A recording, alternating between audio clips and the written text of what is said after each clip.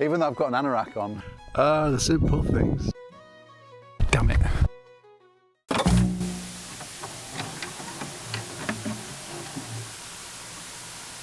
So it's time to move along. I've got laundry to do this morning, first job, and it's just been, I keep saying this, it's been fantastic. Glenarm is where I've just been staying. It's like the first stop in Northern Ireland, and I've been there, I don't know how many days, 3 or 4 days. There's not a stick of rock or a kiss me quick hat in sight. So we're on the road again, taking a winding route from Glenarm to Cushendun along the rugged Antrim coast.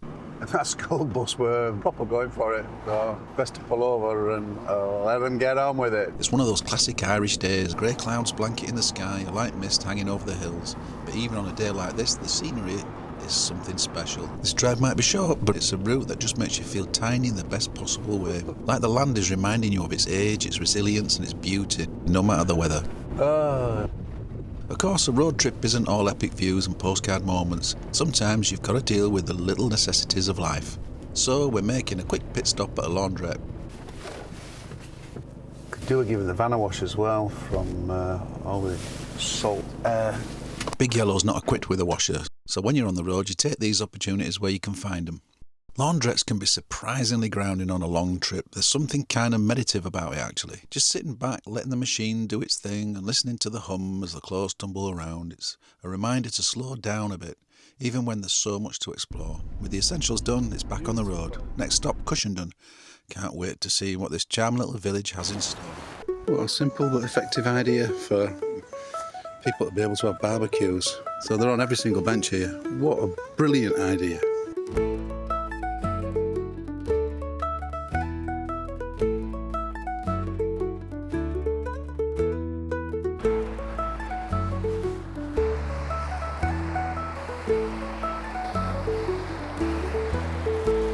Well, it's definitely not overcrowded. Yeah, I love this. Cushendun, it's National Trust. It all can't be, I don't suppose. But look at this beach.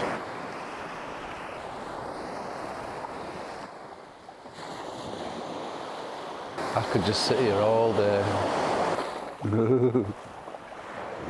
How cute are these?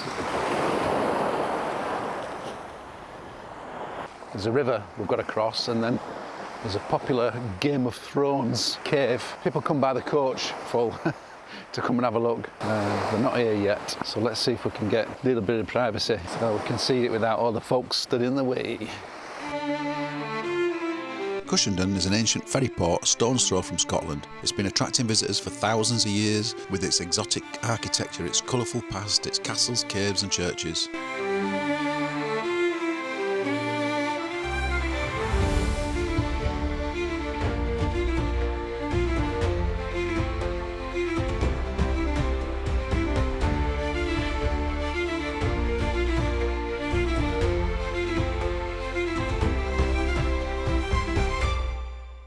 So we're at Fairhead. It's another Game of Thrones site for filming, where they filmed dragons on a cliff top. Just so you know, I'm not going to these places because I'm like following this Game of Thrones trail. It's just coincidence, that's all, honest. Even though I've got an anorak on, they've even got the ancient Portaloo. Wonder if you can stay in there like an Airbnb. Northern Ireland, just keeps giving. Unbelievable. So that island there, I'm thinking about getting a ferry tomorrow morning and exploring over there. It's only small, as you can see. I don't know if you can see on camera across the distance there, that's Scotland, quite possibly the Mull of Kintyre.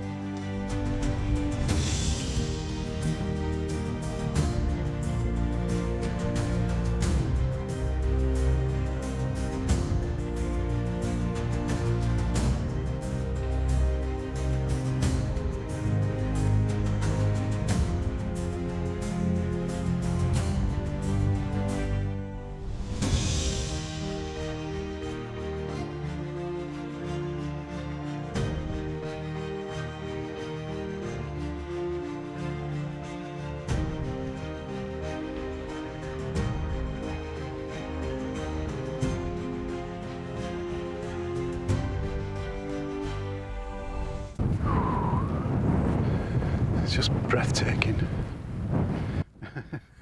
I had to share that with you. I've got a walking app, so it says to me, you know, go straight ahead, take the next right, or whatever. And I must have upset it because it just said to me, take the next left. So that's the next left. Next stop, a short drive along the coast to Ballycastle.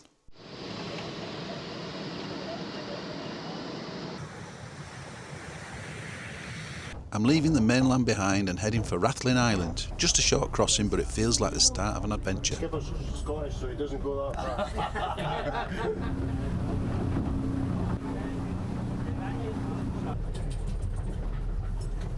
Stepping off the boat and into the heart of Rathlin Island, this place has a charm that hits you straight away. Quiet streets, a few locals passing by and that unmistakable island vibe. But I've got a plan. A cunning plan, in fact. I'm heading out of the village to find an e-bike. I figure with one of those I'll be able to explore every corner of this little island and maybe even save my legs in the process. I've come to hire a bike. We close at the end of August. Oh dear. You just keep walking right clear to the tower beyond, you'll come on a wee look and it's lovely down there. There's worse places you could be working at. Oh, the first place is nice. It's decent view. And you've picked good weather too. I booked it. Yorkshire, you see, getting value for money, that's what we're doing from Yorkshire. Thank you guys, have a great day.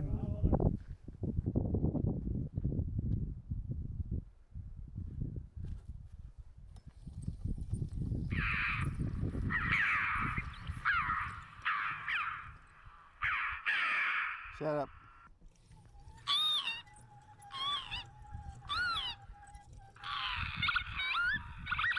All right.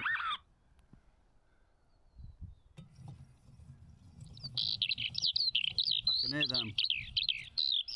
Definitely hear them. Oh. Oh.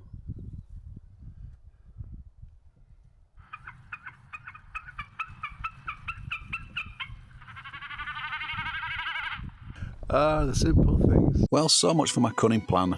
The e-bike shop is closed for winter. I guess I should have seen that one coming. But no problem, it's time for plan B, exploring Rathlin Island on foot. The weather's on my side today, and this countryside is nothing short of spectacular. These little blackberry-edged lanes are straight out of a storybook, winding past fields that stretch into the horizon. Walking past one of Rathlin's beautiful loughs, the water's glittering in the sun like a sheet of glass. The landscape doesn't just impress, it absolutely stuns. Next stop, Rue Point Lighthouse. It's the southernmost tip of the island, and with weather like this, I reckon the views are going to be spectacular. Damn it. I've done it again. Forgot my swimming stuff. I should just throw my swim shorts in whenever I go anywhere on a walk, because this happens all the time.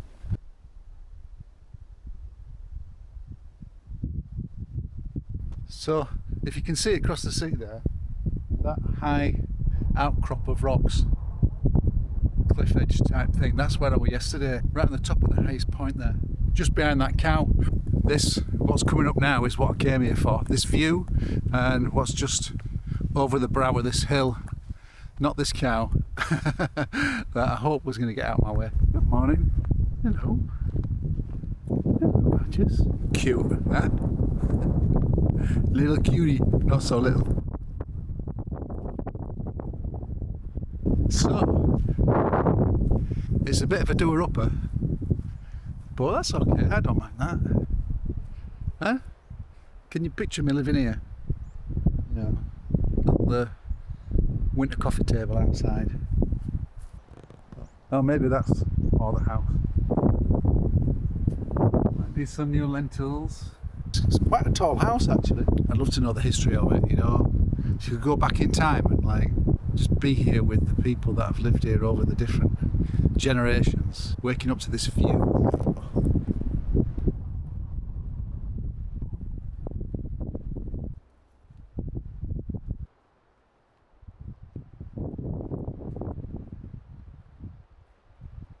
That is a big seal.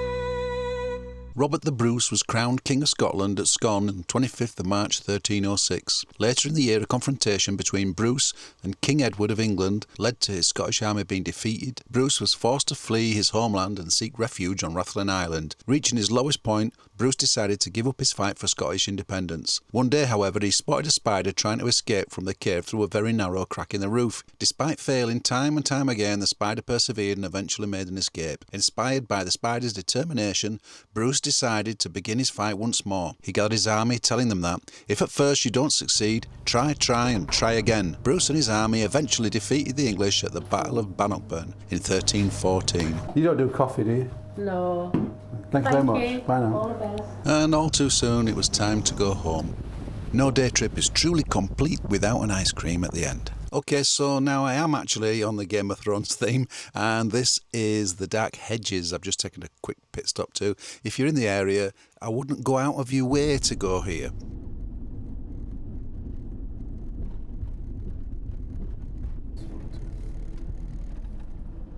This'll do. Wasn't where I was planning on parking, but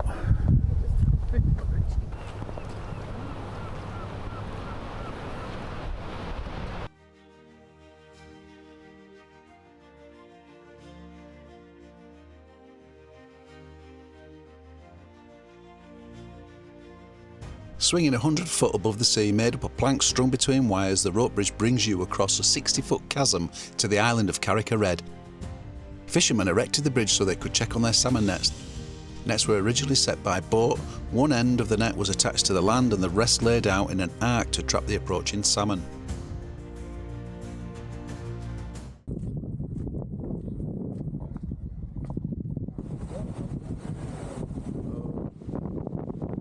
so this rope bridge was first built in 1755.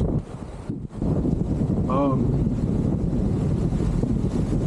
okay, it's bouncy. As I cross the bridge, I'm also walking across the mouth of an ancient volcano. Looking back at the mainland, you can see dark rock forming a wide, vertical pillar up through the white chalk. The dark rock is basalt, cooled lava that was erupted from the Carrick-a-Red volcano over 60 million years ago.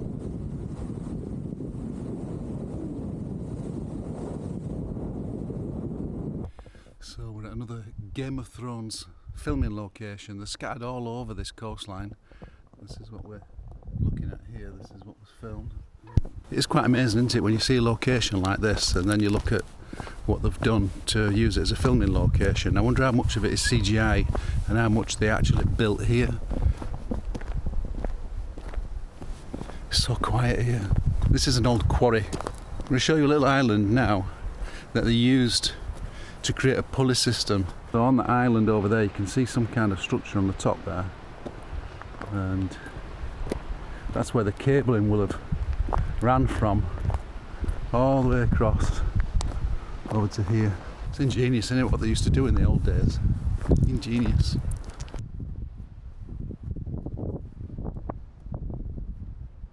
Oh,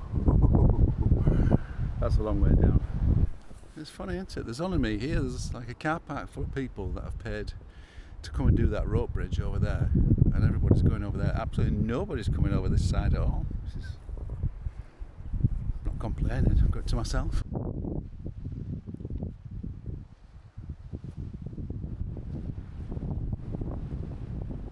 So that says a lot, doesn't it? There's this magnificent structure from the days of old, and the only signs I've seen so far have been about Game of Thrones. Yeah, I'll not be walking down that way. Well, with the island being over there, that must be where the pulley system was. Then there's the old ironwork. Hard black dolerite was mined and chipped and shaped by hand before being sent abroad to pave the streets of Glasgow, Dublin and Cork. Oh, wow. I don't know how safe it is here. I'm not going to shout.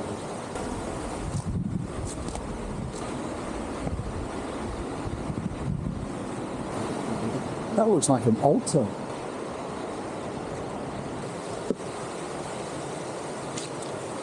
So if ever there were a place where dragons would live, I'm telling you, This thing there. In fact, it looks like there's dragon eggs along this bay. Because I know what dragon eggs look like, obviously.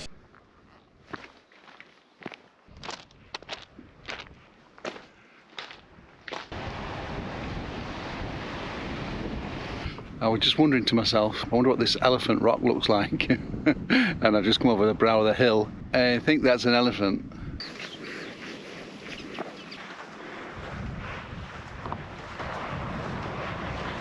Lots and lots of wabbits.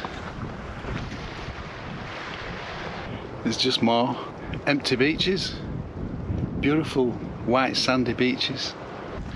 I just took this path because it looked like it would go in my direction. Didn't bother checking on my walking app, and it comes to an absolute impassable dead end, so I'm going back. I just turned the corner walking back, and I can see it now, Skull Rock. Can you see Skull Rock? Thank you so much for coming along with me on my journey and keeping me company. I really do appreciate it. I really hope you enjoyed this video. If you did, give me a big thumbs up and don't forget to subscribe to join me on future episodes. I can't stand this. Damn it.